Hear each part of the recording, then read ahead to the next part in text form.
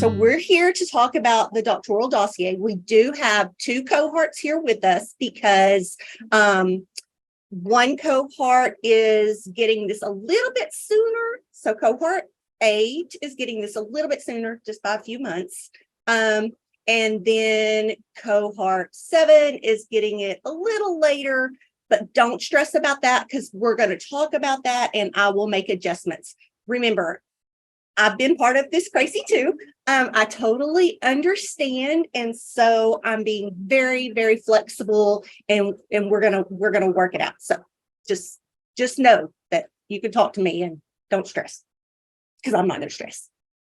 Okay. So the first thing we need to talk about is the timeline. And all of this stuff that I'm going to talk about actually comes from the handbook that I sent you. And again, I know the handbook's a little outdated. I'm working on it, but we've had some turnover, not just in our department, but in other departments that it refers to. But the big things are still the same. So the requirements for the dossier, the general layout of the program, all of that is still the same. So here we're just going to focus on the dossier. So let's just talk what it normally would be. So cohort 8 just started in the fall. And you would usually get this orientation towards the end of the semester. I'm giving it to you a little early. That is semester 1, year 1, semester 2. This is your planning. Okay. So if you're cohort 7, it's about not quite a year behind. That's okay. Not a big deal. All right. This is where we plan. We talk about what it is, what you need to be doing. Year 2, semester 5. That's a spring semester. So again, cohort 8 that just started, that'll be like next spring. Cohort 7, it would normally be right now, or actually towards the end of the semester. We're going to stay as close as we can to that timeline, but we're going to talk about it. And cohort 7, we can talk individually about it, like as a group. But just know that I'm going to be flexible with that. So it'll more likely be pushing it towards summer. But again, we've done all the stuff that needs to go in here, so I don't want you to stress about it. So that's when your dossier draft gets submitted. And that is just, you submit your draft, the faculty looks at it, we give you feedback based on what's supposed to be in it. We know you're not going to have it complete by then. That's why it's a draft. And you're not at the end of your coursework. We know, but it's a good time for us to say, okay, this is the progress you've made, and here's some areas you still need to concentrate on. That's all it is. So the more you have, the better, but not essential that it's done. And in fact, it won't be. Okay, so that's your dossier draft. What we do. Then year 3, semester 7. Okay. So that's a fall semester. That is the fall when you are almost done with your coursework. So in fall, you'll have your 2 classes. In spring, you would have your 2 classes. And then in summer, you have 1 class and you start your dissertation. So you submit your final dossier in that fall. So a draft would be in the spring for cohort 8. Draft would be in the spring of that 3rd year, 2nd year, 2nd year. Then your final submission would be towards the end of the next fall, which is your year 3, semester 7.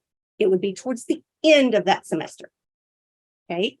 So that's when your final submission of your dossier would be. Now you'll notice there's something on the screen that is not listed. It's kind of maybe talked about, but it's not listed because it's not for everybody. So in year 3, semester 8, so that's before you start your dissertation coursework that coming summer. That is when, if you have any conditions for your dossier, that's when you would do those. And it would actually be early in that semester. And what that is you submitted your dossier that fall, year 3, semester 7, you submitted it for your final review. We reviewed it. You did your oral comps, which we'll talk about. and you maybe had some areas that we were like, you know what, you're getting close to passing this. You're not a fail, but you're kind of in there where we need to see a little bit more related to something very specific that we would tell you. Maybe we need to see more scholarly writing. So we would request a new literature review, something like that. I mean, it's very independent upon the student. So that is when we would say you have passed with conditions.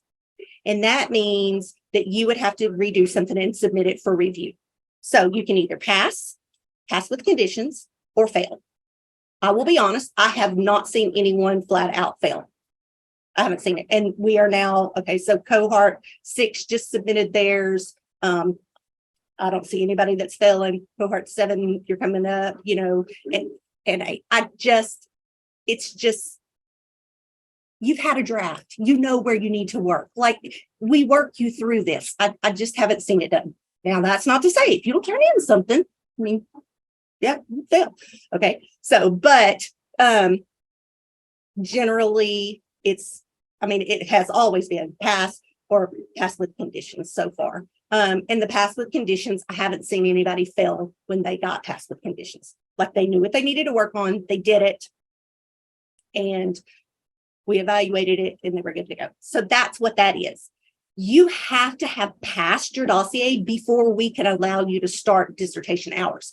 That's not a me rule. That's not a program rule. That is like a, what's it called? The coordinating board rule. Like, that's it. I've got a question. Yes, please. So the dossier, is that similar to what would also be known as like a prospectus? So it's that kind of leads to the dissertation. Is that what I'm understanding partially? Okay. So it will include some things that would go in a prospectus, but if I'm still teaching your first course that's taken with your dissertation hours, you actually write a prospectus in there. So if, and we'll kind of get into this too, if you don't have a research topic by the time you finish your dossier, that's okay. I mean, it's better if you do. It's better. I mean, like, if you don't have a nailed down topic, if you have a general idea, that's really good too, because you can focus all of the things that go in your dossier on that topic, but it's not a requirement. And I will be 100% honest, when I finished my coursework, I did not have a research topic at all. I had zero clues as to what I was going to research. And I very quickly, once I finished coursework, was like, okay, well, now you've got to decide what you want to do with your life. And I picked a topic and I did my study and I got it done. So it's doable. Now, could you spend less time if you have a topic? Absolutely, because you'll be able to gear all of the work that you do towards that topic, but it's not required. Now, what is this dossier that I keep talking about? It's your comprehensive exams. In the program that I was in, I actually went into a computer lab and I sat for 3 full days in a computer lab without internet connection and answered questions and was supposed to cite things from my brain without any resources to cite them from. It was great fun. And so when I had the honor of getting to help develop this doctoral program, I was like, that's crazy. You've already been tested on all of this stuff. Like, I want to see actually what you can do with it in your particular, we're all in instructional technology, but the specific field that you're applying that in could be very different. It may be healthcare, it may be business, it may be education or K through 12 education or higher education. So that's why we really talked about, when we developed the program, what can we do that's meaningful to the students, and it shows us that you really can apply what you've learned. And that's what the dossier is meant to be. So it substitutes for your comprehensive exams. You don't take a big test at the end. This is your big test at the end. So it's supposed to demonstrate competencies for you in 3 areas. And we're going to talk about those 3 areas, but they are essentially scholarship, learning design, and service. So those are all things that we concentrate on, whether we point it out or not, as being defined as those are all things that we concentrate on throughout the program. So this is all knowledge and skills that you've learned through the program and that you've been exposed to and that you've passed the courses on. But now in the dossier, again, we're going to apply it in your specific area. And it's got to demonstrate more than just I can do it at a proficient level, but it needs to be quality. So not just, yes, I can kind of write scholarly, but like quality application around the topics and around the specific sector that you are going to implement your degree in. So questions about that? So what were the competencies one more time? The big, oh, there they are. These are, yes, very good question. Thank you, Jonathan. I know, right? So it's scholarship, learning, design, and service. So that's, some people would say scholarship is research. It's not just research. Like there is also practitioner. I mean, we are a practitioner program. So if you're writing and you're writing on application topics that you didn't actually conduct a study, but it's based in the research, you've done your research, you know that this is good practice type things, that's scholarship. Presentations, that's scholarship. Those things are scholarships. And we're going to, again, talk about these in more depth. Learning design. So we used to call that instruction or teaching, but sometimes we would hear, well, I'm not a teacher. Well, we're all teachers. If we're in instructional design, we're teaching. Whether you name yourself a teacher or not, you're a teacher. So if you're designing something, you're teaching. If you're presenting a training, you're teaching. If you're, instructing in any way or developing the instruction, you're teaching. So that's what learning design is. And then service. And again, there's lots of service you can do, but this is really, we're looking at service to the profession. So things like being a conference reviewer, and I'm speaking from my profession as a faculty member. So your service might look different. It's going to depend on what your career goals are. And again, we're going to talk about that. So, service, sometimes we get things like, you did service to, and I can't pick on any particular, I don't know, something that's really way not related to your career. And I'm not saying that's not okay, but you would have to tie that then back to your career. And when we get to service in a second, we'll talk a little bit more about that. We good so far? Okay. All right. So these, here's where the meat of it gets started. So this is in your dossier, and your dossier is a digital, it's usually a website. It's going to need to be more than like text documents, because you're going to have to show artifacts. So generally people do like a Google Sites or, one of the free tools.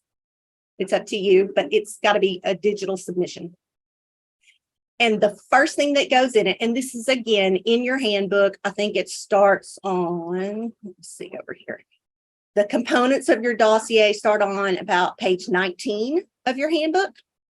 And so I'm going to just give you in layman's terms what all those crazy words in that document say. Okay. So your candidate statement is about why. Why are you doing this? What are your career goals? Now, your career goals need to be more than, I want to be a professor. I mean, I know that that's not a lot of, but okay. So you're going to need to tell me a little bit more about that. Like specifically, what are your goals for scholarship, for learning design, for service, for those three things that we just talked about? And how do those all fit together to be your career, to your big career goal? So my career goal was to be a professor because we won't give you my whole history, but I was an accountant, then I was a teacher. I was getting stuff that I was like, you're giving me this stuff, but nobody's ever trained me on it. Like, this is insane, but you want to see me use it, but you don't really care how I use it, just use it. And so I thought, I want to change the world. I want to go back to school and I want to be a professor and I want to teach people what they should be doing.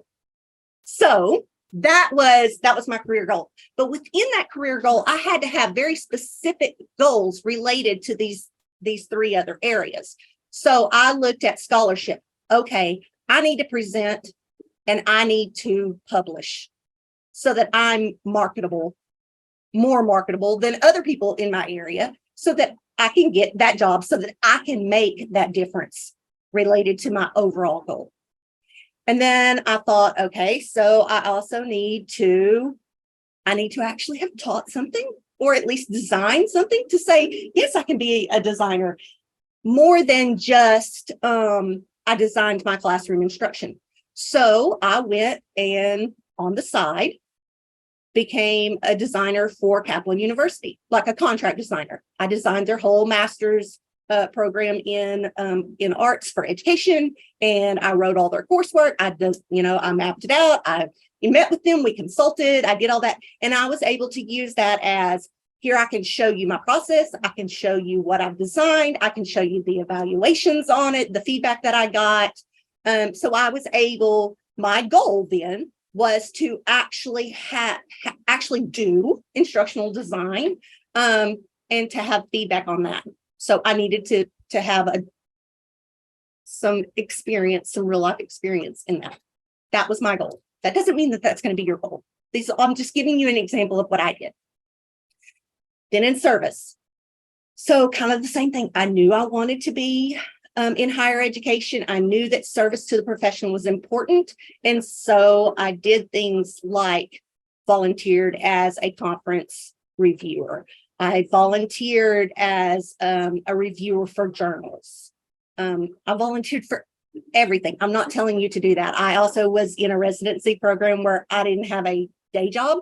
So what I did, everything I did was to get through the program and to make myself marketable. Y'all are in a different situation. So you have to pick things that maybe can apply in your current job and in helping you reach your goal, so that you're not working 80 hours a week instead of, the 80 you're already working. Okay, so that's the goals. And again, this is your orientation to this. This is not the last time you can ever talk to me about this. And we will actually I've met with other cohorts throughout the process, just when they were getting stressed. And even before I became director, like, they would say, hey, I don't get this. And I was like, okay, let's hop on. Let's all talk about it. It's really, I think we as the student, we make it out to be more than it really is, make it out harder than it really is. You know how to do all these things. You're just showing at the end of the program that, hey, yeah, I got a good grade in your class and whatever. But now I'm able to show you specifically, especially if you didn't have the opportunity in the class, to show you, okay, I see now, this is how I can use it in my field to reach my career goals. That's all this is. So that then you can also take it, if you're looking for another job, and say, here's my portfolio, here's my dossier. This is why I'm so wonderful. And it's all right there for you. Okay, so that's goals. Focus area. Now, this is where, if you know what you want to research, or a general area that you want to research, this is where you can really talk more about it. So if you don't, okay, but you probably have a general idea, because from that goals that you just talked about, of what direction you're wanting to go. So, like, again, me wanted to be a faculty member. I wasn't real sure, but I knew the competencies I needed as a faculty member. I knew that I needed to have scholarship, but that meant that I needed to be able to write academically. I was a really great creative writer, I think. And I still struggle sometimes when I write, because I have to publish or perish. So I have to research and write, and I have to write in an academic way. And I struggle sometimes with being flowery because that's not academic writing. So my focus or a competency that I needed was I needed to be proficient in academic writing. I used to be so scared, and I still get a few little butterflies to stand up in front of a room full of people that I didn't know, especially when it was like 200 plus people. Like I would want to throw up. In fact, I think I did throw up. Like it was just awful. But I knew that a competency that I needed was to be a good public speaker. Still working on that.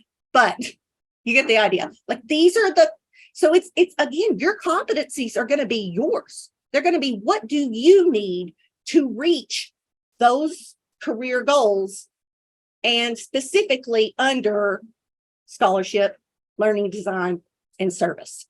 So, I can just think of service. For me, it was, okay, so yeah, I needed to be a conference reviewer, but what did that mean? Like, I need to know how to critically evaluate research. That was what I needed for my service to be a good conference reviewer. So your competencies are going to be things that you define, not me. So what's important? What things do you need to reach your career goals? Now, if you know your research area, your specific, so I knew I was very interested in professional development. So if I were doing this, I would have tried to gear as much of that focus area descriptions towards professional development. So I need to be able to academically write, like, the competencies. I plan on research and writing on professional development, maybe innovative strategies to professional development. Like that might have been an even more specific topic. And again, you may not have this, especially with your draft. You may be like, I'm kind of interested in this particular area. I know some general competencies I'm going to need to be able to get there. And those may get more specific as you do your final dossier. They may completely change.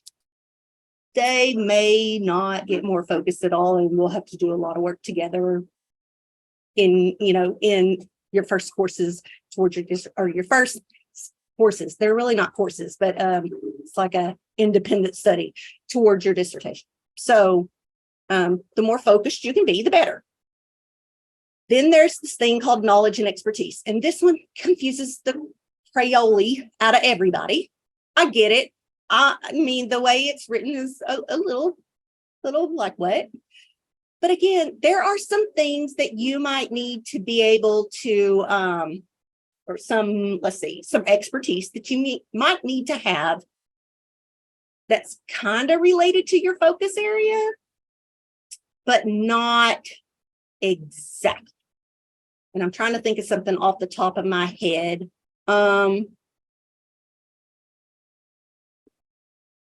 So hard without that'll be the really hard part without a specific topic.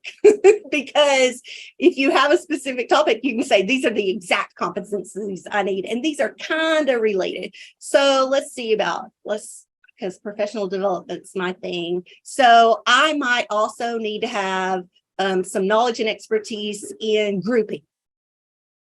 So that's not directly related as a competency for my focus area, but it would be kind of that breadth of information that I need to know.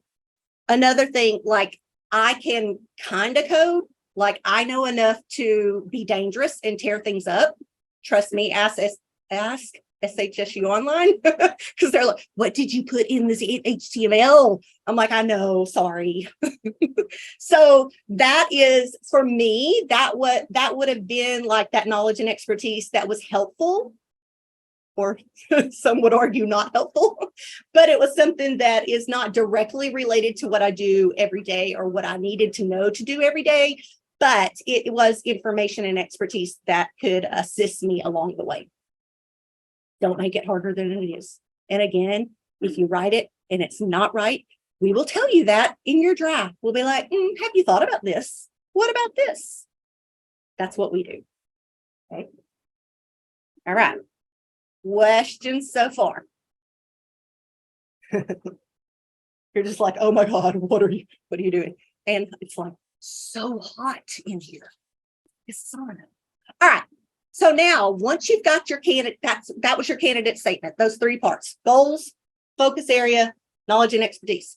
Now we're on to those three big pieces: scholarship, learning design, service. And in each one of these, you're going to have an introduction, your primary evidence, and your secondary evidence. And what constitutes those is, again, listed in your dossier. Let's see, scholarship starts, there's like one sentence on page 19, but it really starts on page 20 of your handbook, sorry. And so I'm going to give it to you in a nutshell. Your introduction tells me, again, what were those specific competencies that you felt like you needed under scholarship to reach your goals that you outlined in your candidate statement? And where do you think you are on those? Like, have you reached that competency? Are you still working towards reaching that competency? Have you, like, here's my plan. I'm not there yet, but here's my plan for reaching that competency. And then all that evidence or artifacts relates back to that. So in my introduction, I would probably write about, so let's see, scholarship, the primary evidence. Primary evidence is what you must have by the time you finish your dossier and submit it for your final draft.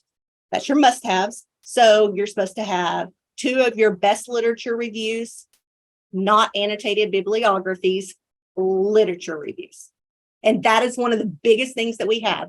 People will submit annotated bibliographies for a draft, and I'm like, that's fabulous. You're headed in the right direction. Now turn it into a literature review. You are probably writing literature reviews in some of your classes, or you will be writing literature reviews in some of your classes. This is the time that if you can decide on a general research area, it's a good time to be able to start kind of integrating that into those courses. If not, it's okay. It's okay. You're still going to write literature reviews. And you could say, again, depending on what your goal is, but mine was to be in higher education. So even if I picked a literature review on monkeys in the wild, I could use that as an evidence. It wouldn't be the best evidence, but it would be evidence if I wrote it really well. And I said, see, this shows that I can write academically. So I turned that, what I would normally want to write all flowery and, oh, they're swinging from the trees. Like, no, like academic facts, tying them together. There it is. So let's circle back to introduction. So in my introduction, I might say, I've included this literature review on monkeys to demonstrate my competency in academic writing, which is needed to reach my goal of becoming a professor. And that's an area, if you want to write flowery, I'll take it. But like your introduction just tells me, again, ties it all back to what are your goals? What are your career goals? What is your career goal? What are those competencies you needed related to specifically scholarship? Where are you in acquiring those competencies? And it's okay. You may not even at the end of the program have fully recognized those competencies. But if you have it, you have a plan for getting there. That's what I'm looking for. And I'm looking for you to say, why the heck did you put in any of that evidence down there? Besides, Dr. LaPree, you said I had to. Yes, I did. The primary evidence is required. But why? Like, what is that literature review there doing to help you to reach those competencies that you need to reach that goal. So think of it this way: goals at the top, competencies come under your goal, then they break out into competencies for scholarship, competencies for learning design, competencies for service. And then your artifacts or evidence are under those. What is your required evidence related to scholarship? How does it all tie back together to the top of that pyramid? And again, then learning design, how does the artifacts or evidence that you provide tie back to the competencies you need to reach your goals that are related to scholarship? Okay, so the primary evidence for scholarship, again, are two of your best literature reviews, a research paper submitted for peer review to a peer review journal. Okay, now this is one that freaks people out. I didn't say published. Did I say published? I didn't say published. I said submitted for peer review. So it may get rejected. Y'all, I have 7 manuscripts in progress right now. Let me tell you how many rejections I've gotten this year. I have gotten 1 published. It was a Q1, which is an amazing publication. So I'm happy with that. But I have lots of other things that have not been accepted. Not even asked for a revision. Like, it's just, that is part of the process. It happens. So if you get it published, fantastic. If you don't, no big deal. I just want you to have written, and it says a research paper, and we'll talk about that, written, submitted for publication. Does that mean you had to do a research study? No. I mean, it's good practice for your dissertation, but does it mean you had to already have done a research study, submitted it for publication? Absolutely not. Can you do a practitioner article or something like that? Yes, you can.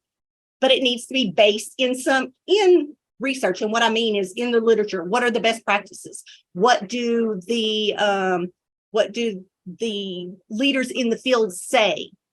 So it needs to be based in those. So one thing that a lot of people attempt to publish is their take on the definition and terms for instructional technology. That's usually one. I have worked on so many, and we've had a few published, and we've had a lot not. And I've worked with a lot of people to get that submitted.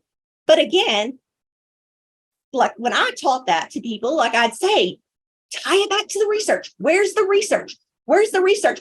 I know you're coming up with a new definition and a new title, but who said this little bitty component was a good idea? And why are you saying it should be all tied together? That would be considered a practitioner article, not a research paper. That's fine. But then the other part is submitting it to a peer review journal. So not like a magazine that publishes everything, or you have a friend who has a friend. And so it needs to be peer reviewed. And that means that it's been looked at by other people and said, yes, this makes sense and is not plagiarized, and all that stuff. So that's what that is. Again, they may reject it. Okay, put your rejection letter, put your paper, put your rejection letter, say, here's my plan moving forward. What am I going to do? I'm going to make revisions. Or I learned from this that I really need to step up my citation game. Or, I had one kicked back, y'all. The one that was like the big Q1 published, it came back to me, no lie, like 6 times for APA. I am the APA guru. That is my thing. I do APA. I know APA inside, outside, backwards, and upside down. 7 times for like teeny tiny little things. So that would be something that I could have said if it hadn't been published. I could have said, here's what I'm doing. Here's what I'm going to read that APA manual again. So just what's your plan? And then scholarly presentation at a conference. Again, what is that conference? Is it regional? Is it local? Is it in your district? Is it at your job? I mean, now it would be really great if it was at a big conference that's related to your specific sector of our field. But that's not what that says right there. that says scholarly presentation at a conference. We have the distance, what is, I forget what, because they've changed it so many times, but we have one here on campus, the distance learning online distance D. It's got 3 letters. I don't even know. You can all apply to DES. it. Thank you. Golly, Digital Education Summit. Thank you. It used to be something else. It was the SHSU online something other. Yeah. So, I mean, you can always submit to that. And that, if you got accepted, that would be a presentation. I mean, like, there's all kinds of avenues, and it doesn't mean you have to go. There's lots of virtual conferences, especially now, after COVID or during post-COVID. I don't know what we're calling it, but whatever. So you get the idea. So that is primary evidence. Then supplementary evidence. There is a list. You do not have to do everything on this list. It says 1. If you have more than 1, fabulous. But it only says 1. And also make sure you say, this is my supplementary evidence. I'm not trying to pass this off as one of those 3 bullet points under primary evidence. So, did you do a pilot study? Okay, well, you can't have a pilot study and try to tell me that that is your research paper and your supplementary evidence. You would have to differentiate, like, how is what you're submitting for the supplementary evidence in addition to the paper that you wrote out of it. So, and again, one, you can have more than 1, but 1 is required. Questions about that? Okay. 11:43, I'm going to move because I know this is, yes, indeed, in the middle of the day. I swear, I've had it at night. Nobody else shows up either. We'll record it. We're good. All right. So learning design, same thing. We are now on page bottom of 20, and on in your what is this thing? Doctoral program handbook. So learning design, we already talked about. That might be you as a teacher instruction, but it's really looking at, you have to have planned some type of instruction or training materials, or, that's kind of a big chunk of what you do in this program. So could it come from a course? Absolutely. Could it come from something that was a group project? Yes, but you need to be able to tell me, okay, as a team, this is what we did, but here's what I did. I was in charge of this, and this. This is how it relates to the competencies that I need in learning design. So again, we do that in that introduction. That introduction says, here are the competencies I need related to learning design to reach my goals.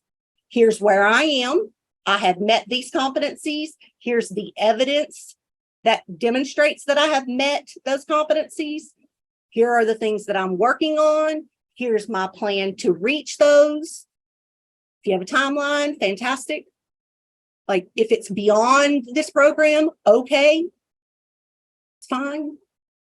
Did you meet it before you got in this program? That's fine too, but it can't be any sooner than, is that the right word? Sooner than 2 years, further than 2 years. I don't know. You can back up 2 years before you started the program for artifacts. Now, is it better to have stuff that you did in this program? Absolutely. Or that you're doing? Absolutely. Because otherwise, why did you come here? Why are you spending your money?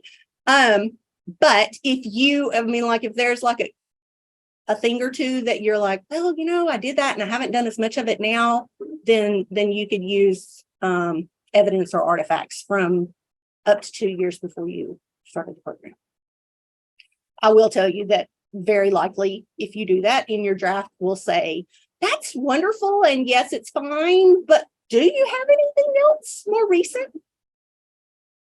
And you're going to say, nope.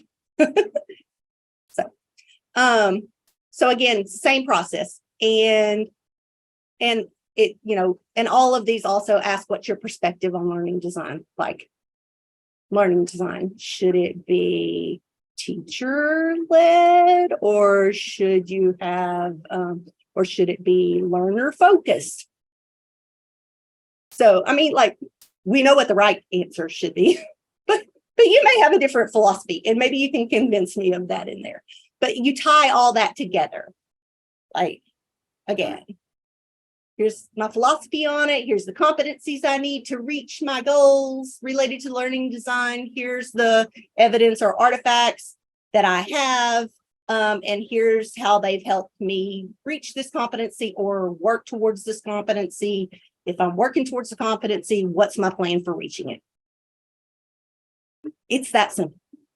Now, does that mean it's going to be short? Probably not. I mean, you might write a good bit, but that's all it is you're just telling me, why the heck are you putting these pieces of evidence in here? Other than, again, because you told me to. Primary evidence here, I said, is like instructional plan, training materials that you've created or substantially contributed to, and what your part was, and evaluations. Now, people often leave out the evaluations. Y'all, you have to have evaluations. I mean, like, that's just, and it kind of, let's think about what we do. If we're designing something, we kind of need to know, did it work?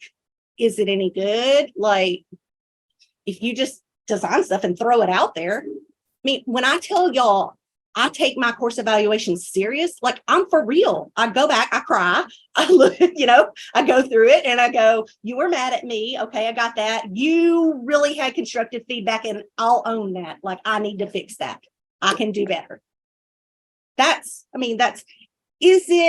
Do you have to go into as much of, here's a survey and no, I mean, yes, you can, but it can be as simple as seeking feedback from an individual on that. It's really good if it relates back to your training materials or your instructional plan that you included. Doesn't have to. It would be great if it did.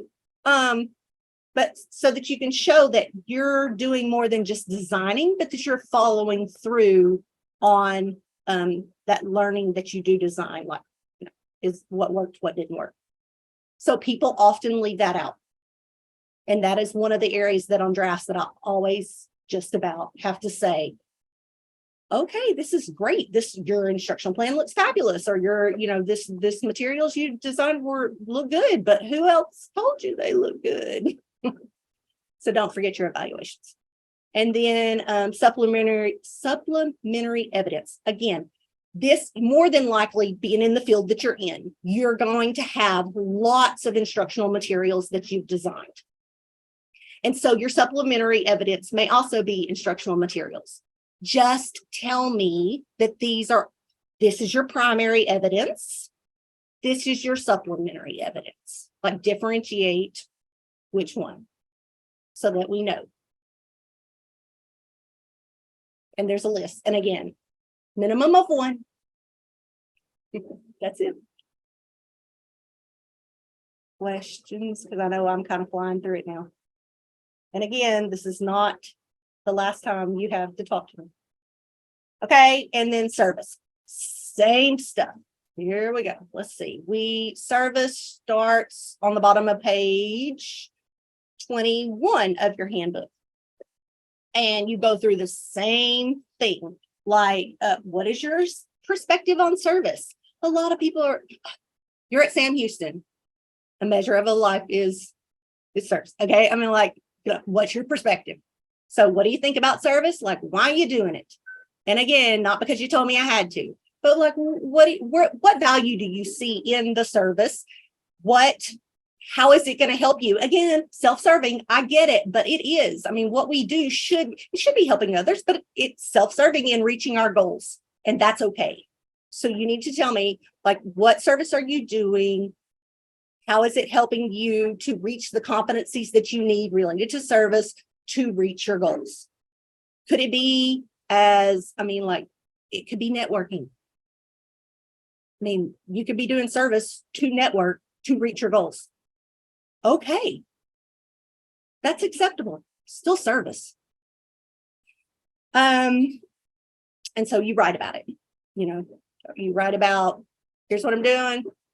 Here's how it's going to help me get to where I need to go. And again, what those competencies are.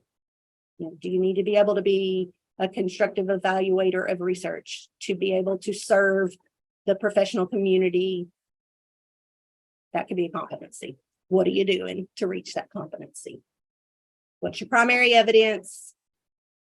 And not just, I did this, have somebody write you a letter. I mean, like, show some proof, support that you're doing something. And if you volunteer to be a conference reviewer or a journal reviewer, like they always send you, I mean, it can be an email. Like, here's an email. Thank you for reviewing. Thank you for, that's evidence. That's good. PDF it and pop it up there. But again, reference it in your introduction, telling me how it is helping you to reach your competencies in service to reach your goal, your career goal. And then supplementary evidence. Y'all got the idea. Here's primary, here's supplementary. That's it. People make it out, because there are a lot of words in this document. I get that. And people make it out to be so like scary. It's not scary. I mean, I get where you are and I get it, but it's that simple. So now you can ask questions about anything, well, within reason, anything that you want to. Okay. Hey, Dr. McCrary, I may have to go meet with you one-on-one and discuss, some of this further, because I'm, my stuff's coming up pretty quick. So schedule maybe a time with you sometime. I'll, and then we can meet about it. Absolutely. And you're going to be, and there are special circumstances. Different people are in different spots. And so we'll talk about, again, that's why I always put tentative timeline. Just know that, and this applies to everybody, just know that I cannot clear you for your first section of 8333. I cannot clear you for that course until you have passed your dossier, because that admits you to what's called candidacy. So really, even though I call y'all candidates in the weird world of higher education, you're a doctoral student until you pass your comprehensive exams, or your dossier in this case. Then you become a doctoral candidate. I call y'all a doctoral candidate from jump. I mean, like, that's just, but it's semantics. But the law says I cannot clear you for 8333. But I mean, there's a lot of courses to do. Hey, Bradford. Okay, so yes, no worries coming in late. I'm gonna post the recordings. And for the people that couldn't be here, it's gonna have like a check at the end that says, I did look at this. I know that you said it's not just because you said so. And also know, I mean, cohort, hold on, 7 that will be submitting theirs next. I currently will be the one evaluating you. Because I am the girl. But, and I updated some of you on this earlier, we are, in fact, I'm doing virtual interviews right now this week, and we hope to have 2 new people in the fall. So just know that. But your final evaluation is like, it's a discussion. And I am currently evaluating cohort 6 on my own, but it's like I told them, I will not make the decision of a fail, not even a pass with conditions, without consulting other people in the field to say, is my interpretation of this correct? Or do you think I'm just being too hard, or too picky, or whatever? So know that same thing. I'm going to give you feedback. As an individual, I'm going to give you feedback. If I tell you this is fine, and then we hire 2 more people and they look at it and say it's not fine, I have documentation that I told you that it's fine. And I told you that it's fine. Okay, so that's, and I'm putting it on that recording right here. So there you go. Okay, so if you, for the people that do need individual discussions, I definitely will do that. Ray, I see your hand. Thank you for being patient. Hi, Dr. L. Hello. So this is just basically my observation. The 2 things we're in our 2nd year for cohort 7, right? So the 2 observations I notice is, I think it'll be beneficial. This is just me thinking about new cohorts coming in, is for the new folks to, understand what, if it's possible, right, to have a pathway of sorts to tell them these are the milestones you're going to have to meet, to get to this point, so that we can prepare a lot of the things that's needed. I think what's happening is, as people get closer and closer, right, they say, hey, I'm scrambling for time, I can get all these things together. And I think that's where the anxiety is. So a pathway with milestone checkpoints can be beneficial for people who are going through this process right now. And another thing I also noticed is that, we need a resource of sort, because you recommended Google site, and I know some people use different sites to pull everything together for the dossier. Blackboard is not a great tool for doing that, right? Especially if you're working on things and you can pull things together. So I think that kind of guidance up front at the beginning is helpful, so that we remove some of the anxieties that people experience as they get closer. And I think if there's some sort of pathway, right, to help guide students towards this goal, that would be beneficial. I appreciate that. Yeah. And I will be extremely transparent with you in that was supposed to be occurring. That was supposed to occur with an introduction to the handbook. I was told that it did. I was not part of and asked to participate in that.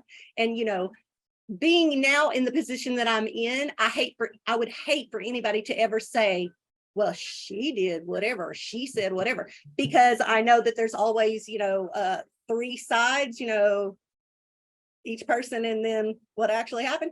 So I will say that I appreciate that feedback. It is very much the intent that there should be, and for cohort 8, I know you didn't get an orientation. I'm very, very well aware, because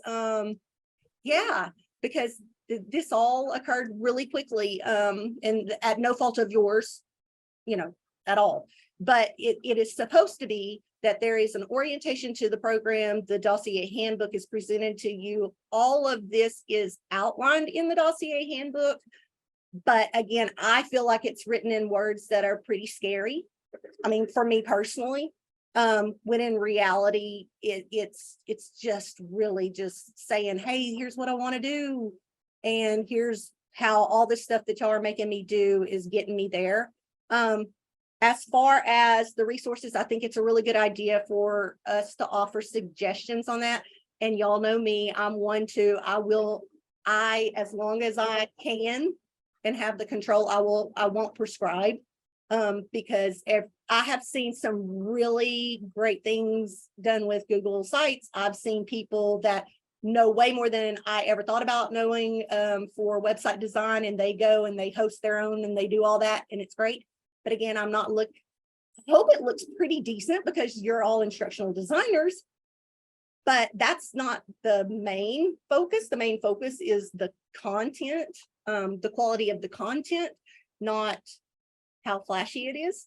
So if it's flashy, great. But if it's not, that is not what we're evaluating. And until we put that in the rubric, then I would never hold anybody to that. and I know you've done a lot of really great stuff with teams. So, you know, I think you're exactly right. I think it would be a good idea for us to maybe have some suggestions. But I won't prescribe it when somebody makes it. And if I may just add, I'm sorry, Jonathan, if I may just add, I think some folks, myself included, I think if we're able to know what the expectations are ahead of time, right? And there are guardrails to help us get there, I think that will increase the chance for success. I think, and I think that's what educators want to do for learners, which is to guide them and provide the necessary support so they can be successful. So I think that's crucial, especially in something like this. So I need your feedback on, because, and I very much appreciate open and candid conversations, because from my end, I see that in the handbook. Like, I see the expectations laid out in the hand, or I think they're in scary words, but I see them in the handbook. I see the rubric that we use, and it's actually the rubric that we use when we assess your dossier. Now, we won't give you the numbers. We don't give the numbers because everybody freaks out over numbers. We just say you met it or you need to work on it, and then we tell you specifically what you need to work on. But like, I feel like it's all there. Now, obviously, there's a disconnect because there wouldn't be questions that I get if there wasn't. So I need to know, what can I do to facilitate that beyond having the dossier, or having the handbook, which again, you know, and having an orientation that actually occurs. And I hope Cohort 7 I was told they got an orientation, but I don't know. I can't confirm or deny that. And so the plan moving forward, and I need to know where I can do better, is that you will have or all cohorts will have an orientation. They'll have the handbook in their hand from day one. And that they'll have an orientation that's just a general orientation. Then they'll have this orientation to the actual dossier within their first year. We don't, and maybe we do need to do it the first semester. We didn't do it the first semester originally when we planned all of this, because we felt like it was overwhelming to students to start a doctoral program. Doctoral programs are their own beast. And it's just, a lot of times people are getting back into education after being gone quite a while. It may be their first experience with online education. So it just feels like there's a whole lot that goes on their first semester. I do want to move the orientation up. Like I said, it was typically in the past, it was done towards the end of their second semester. I do want to do it earlier, like around this time in the second semester, so that people are aware of, and cohort 7, I'm sorry, because you should have gotten that last spring. But again, that will be taken into account everybody's waving at me. That will be taken into account as we move forward and in the support that you're provided. Yeah. And I do appreciate, Dr. L, that you came to this position after the fact, right? That Dr. Song left. So thank you. Absolutely. And really, again, open and honest, candid conversations.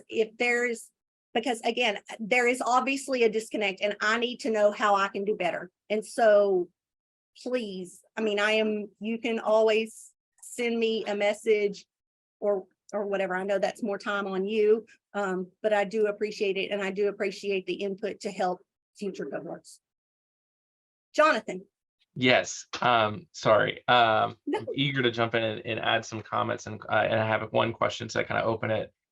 So I just Googled the doctoral program handbook. Are we looking at the 4/19/21 update version?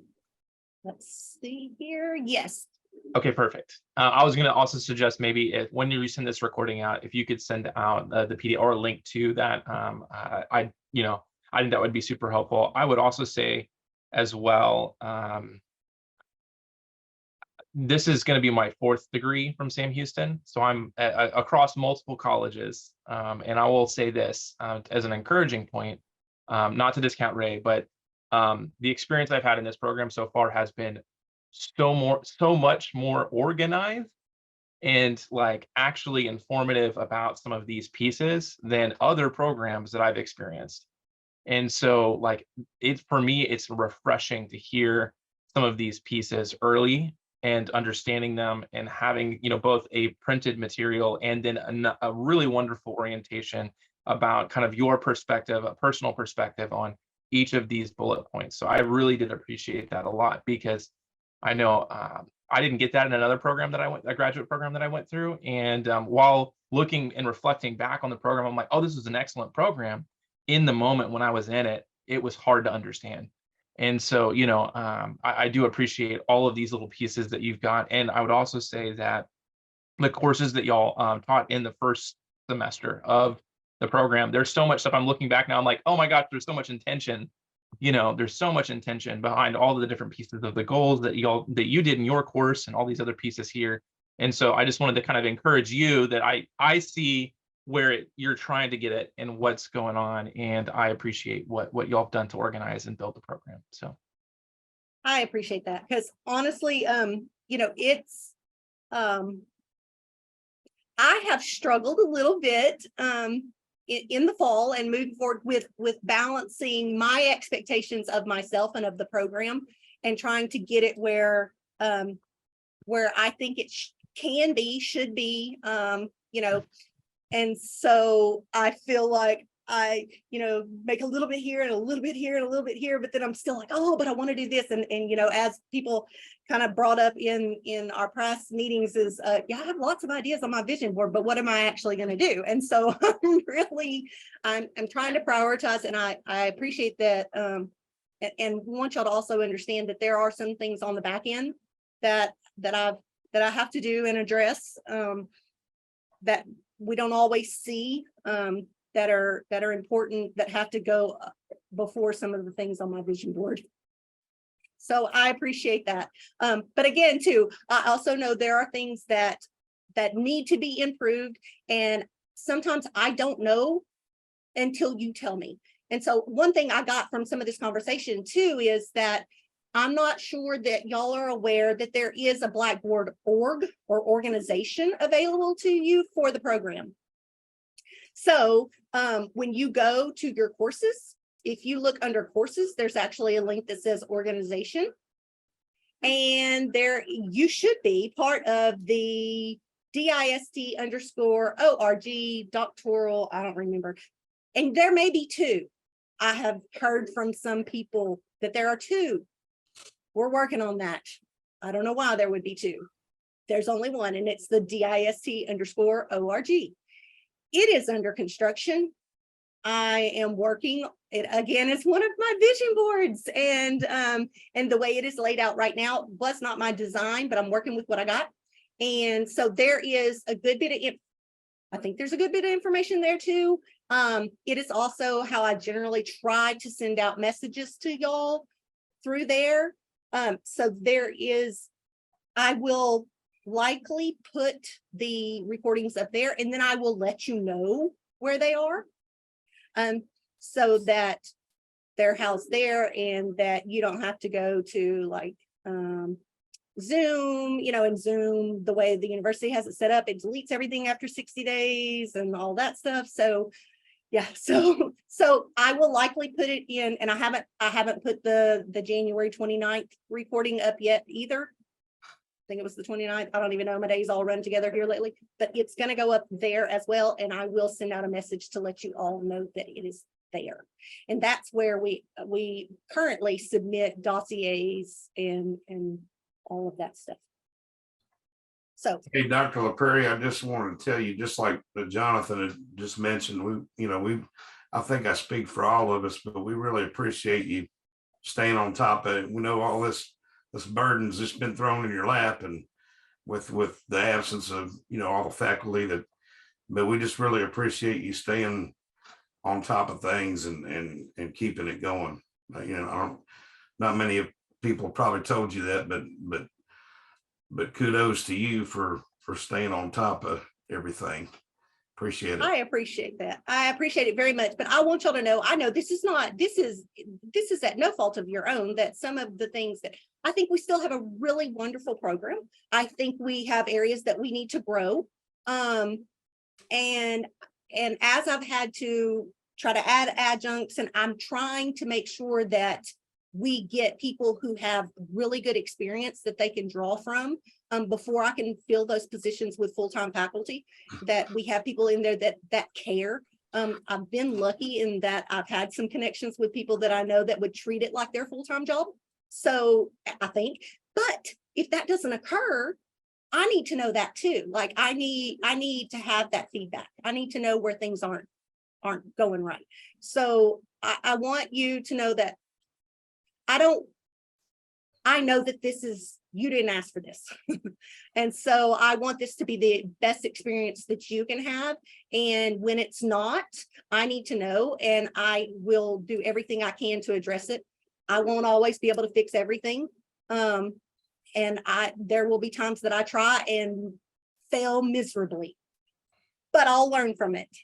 And I know that won't always help you, but just know that you are helping to build the program that you're gonna complete in, and that is reflective on you as well. So we want to have this program stay strong, be stronger, and for it to be something that you're proud of. So I appreciate your kind words, but I also know that y'all got to tell me when something ain't right. Quick question. That means a lot. Quick question. I didn't want Yes, sir. to while you was going on, but I need to figure out how to get access to the handbook myself. Like I looked all over for it, and I didn't want to stop Okay. because you were going through it, but I was like, I don't have it nowhere. I looked and I don't know if I Okay. missed it.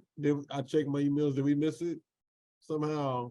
You know, here's the thing though, even if you missed it, that's a reflection on that it needs to be somewhere that you can access Oh. easily. So regardless, I will make Okay. sure that it is in the org. I will also make sure that you know how to get to the org. Okay. And so that will be, now I will be 100% honest. It will probably be somewhere between Friday and Monday that occurs, that I will send y'all all of this information and I get all those uploaded, because I have got to interview people. We actually do recorded interviews, then we do Zoom interviews, then we do face-to-face interviews. So I have got to do my interviews today so that I can Zoom those people next week. So I'll just be honest, and I have church tonight. Oh yeah, we trust me, we understand. Definitely understand. But I will get that. I will send it all out to all of Cohort 7 and all of Cohort 8, information on how to get into the org, and the handbook. I will have the handbook in there. And again, the handbook, I hope to have it revised at some time. But at this point, we're going with what we got. All right, thank you. Yes, sir. Thank you for letting me know that, because again, that's information that I didn't know. That's all right. Okay. Other questions? Because I know y'all got life to get back to. Y'all probably took all your lunch hour plus some. I do have one more. Are we gonna Yes, have some more future meetings like this in the future? Absolutely. All right. So my plan is to do a general all of program meeting about every 6 weeks or so. Okay. Just to, like, if you have questions, general questions about the program, specific questions, or so we can identify maybe something that we need to do individually with you, with individuals or with individual cohorts or whatever, just to kind of keep a pulse on everything and to give you a state of the program address. Okay. So I hope to do that every 6 weeks. I plan on I've met kind of, because it's kind of funny because, like, you know, it's hard to distinguish between courses and cohorts, and program cohorts. So in my courses, when I have meetings, we also talk about their cohort at the end type thing. And I generally will teach y'all about once a year or more. So you'll see me. And then as far as Dossier, I know before, like, the whole cohort cohort 6, before they submitted their draft, they said, hey, can we meet with you? And so we did. We held a cohort meeting. So I will initiate some of them, but if y'all ever feel like you're floundering, either personally or as a cohort, first, don't let it get to that point. Second, if you get to that point, like, y'all reach out to me and we will schedule something. So I do plan on having meetings and communicating with you. But also know that you can let me know when y'all feel like you either need a one-on-one or a cohort one-on-one or a program one-on-one. Okay, and I will really try to vary when I have these. I'll be completely honest, I've tried to hold them at night and like, you know, nobody shows up or a couple of people show up. It's like not a good time for everybody or anybody, or, you know, so I'm just trying to kind of move them around and record. And in the future, I know I didn't do it for this one, but in the future, try to have a way for you to ask questions prior so that I can make sure I address them within the recording in case you aren't able to attend. And again, if you need a one-on-one, you can reach out to me and we will make that happen. Okay. All right. Any other questions?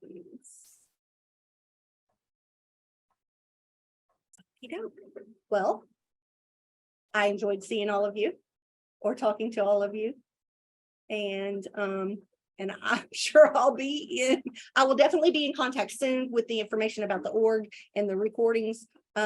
But I'm sure I'll be in contact with you about 9,000 other things. And, you know, summer and fall advising will come up soon as well.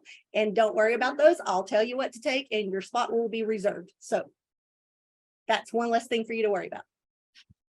Thank you. Absolutely. Okay, guys. Well, let me know if you need me.